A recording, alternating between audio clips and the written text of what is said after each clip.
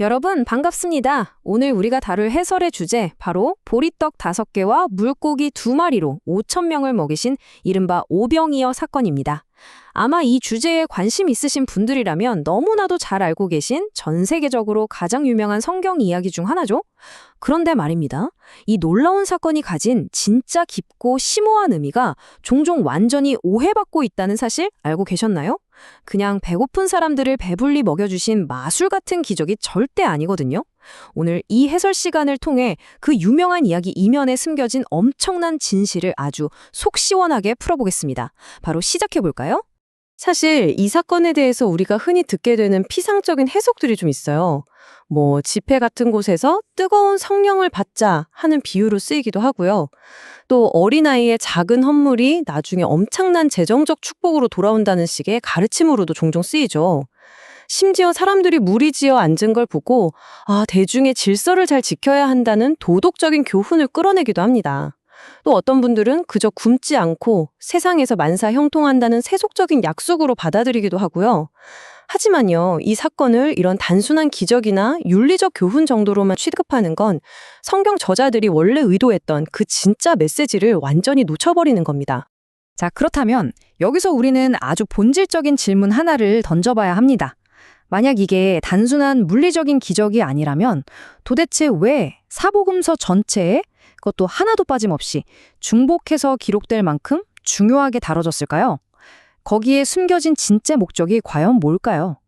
자, 이제 우리의 시선을 단순한 배부름의 기적에서 훨씬 더 깊고 놀라운 신학적 현실로 한번 싹 옮겨보겠습니다.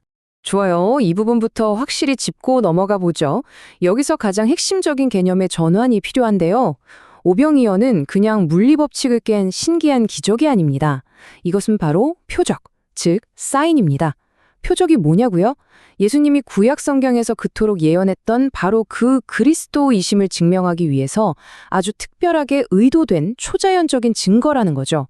쉽게 말해서 손가락이 달을 가리키는 것처럼 이 사건 전체가 예수님의 신성한 정체성을 아주 강력하게 직접적으로 팍 가리키고 있다는 겁니다. 자, 오늘 해설의 전체 로드맵을 짧게 보여드릴게요.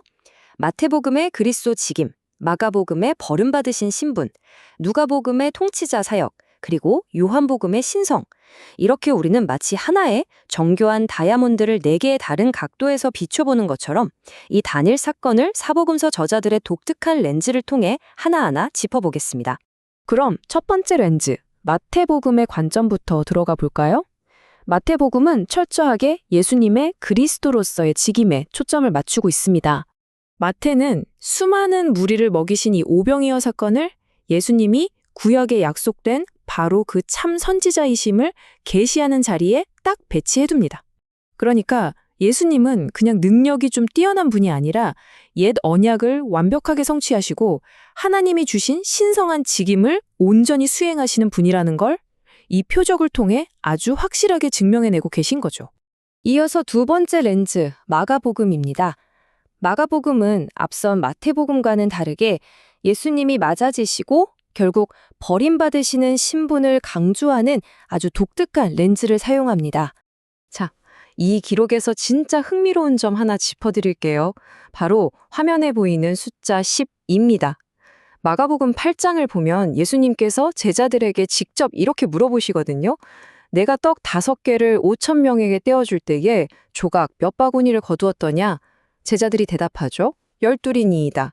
여러분, 예수님은 수많은 사람들이 배불리 먹었다는 그 화려한 결과보다 남겨져 있던 12바구니의 떡 부스러기에 아주 의도적으로 초점을 맞추고 계신 겁니다. 바로 이 지점이 마가복음 기록이 보여주는 엄청난 반전입니다. 여기서 진정한 초점은 사람들의 빵빵해진 배가 아니라 철저하게 찢어지고 부서진 조각들이에요. 이게 대체 뭘 암시하는 걸까요?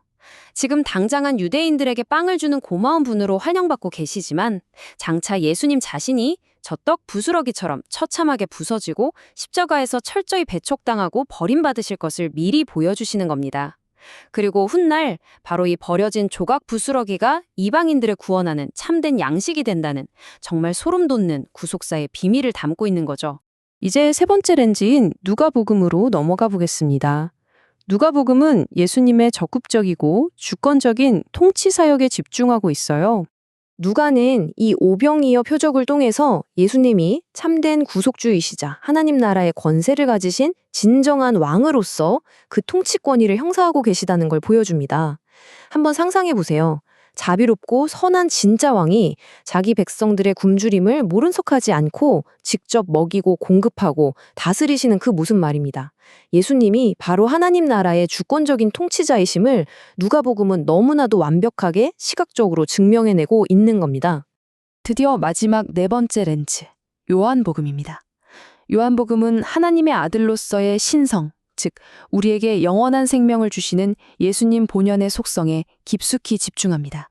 요한복음 6장에 기록된 이 사건 직후의 모습들을 보면요. 정말 충격적인 역설이 등장합니다.